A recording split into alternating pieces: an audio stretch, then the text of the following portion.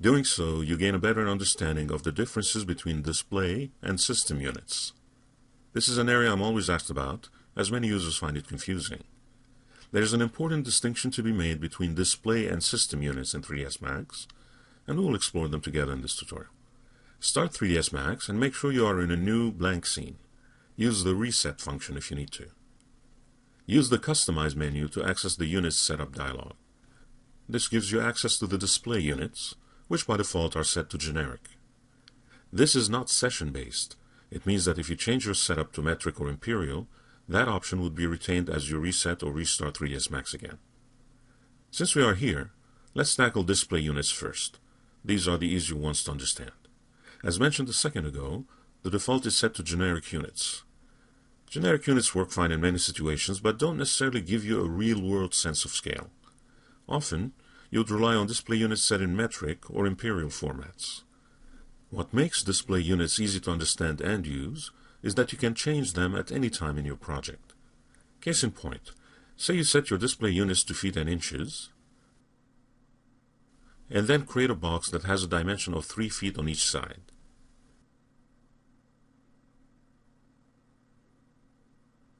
At any time, you can go back to the Display Units dialog, change the setup to meters, for example, and the parameters of the box update to show properly converted edges dimensions of 0.9 meters.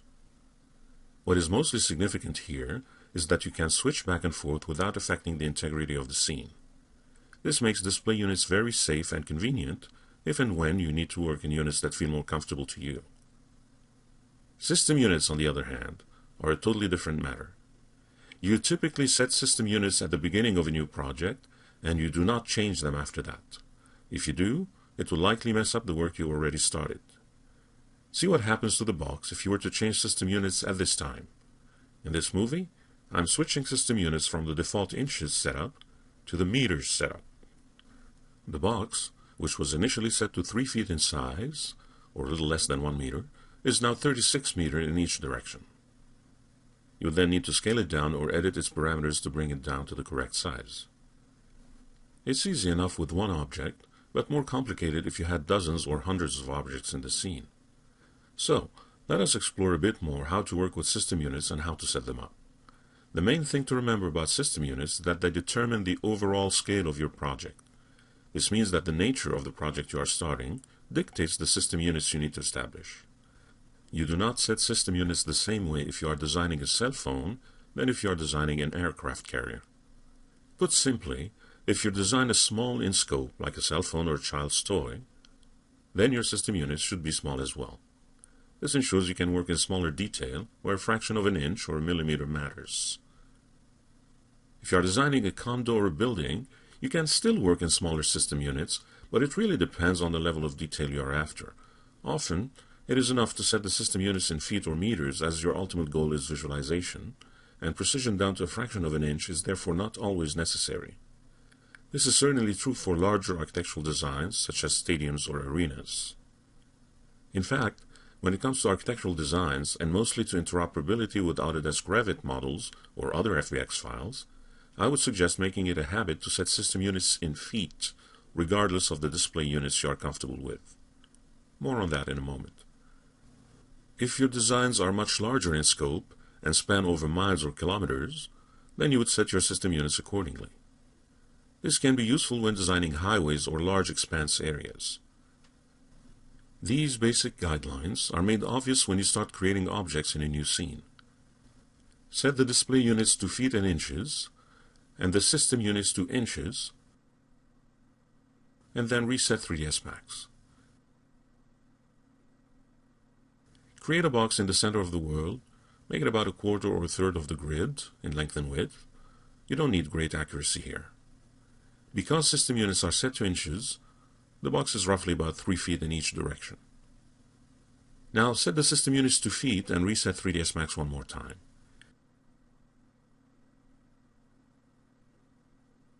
Create the same box one more time,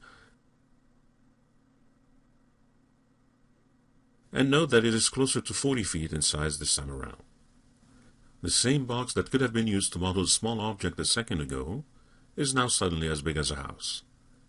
Now try it with system units set to miles.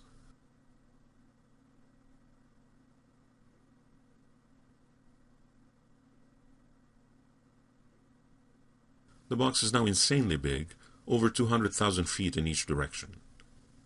Unless you are working on huge expanses of terrain, you may want to avoid setting system units to such a large scale. So keep that in mind and set your system units to match the general scale of the project you are starting. Another thing to look out for is the placement of objects in a scene. Typically, when you are creating objects in 3ds Max, you create them around the center of the world. This is the way it should be, as creating or moving objects too far from 0, 0, 0 tends to result in various problems. The further you are from the center of the world, and the less accuracy you have. In fact, the system units dialog has a slider that calculates the accuracy loss when moving away from the origin. These three UI controls do not affect the unit setup. They are just meant as an accuracy calculator as you move away from the center of the world. You can reset the slider position with a right click. Some of the accuracy problems relate to viewport clipping or unexpected flipping of normals. Camera point of views can also be affected by unexpected twitches. To demonstrate, open the file named garagecam.max. Adopt the file scale at this time to open it as it was designed. It shows a very simple structure of a car garage and an animated camera constrained to a spline. Play back the camera animation. All seems to be working properly, with the camera smoothly moving into the garage. In the top view, select all objects except the camera. You're about to move the entire scene, but the camera is already constrained to the path, so it will move automatically. Zoom back quite extensively, and then move the selection far away from the center of the scene.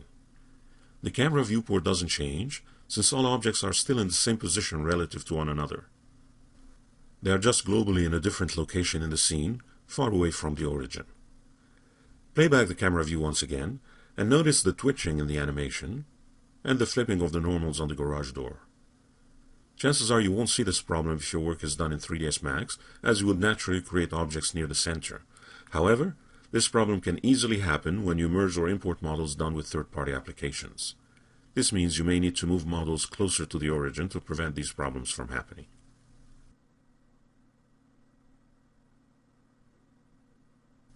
In the next movie, we take a look at importing models that were built in different scales and how to make them fit your project better.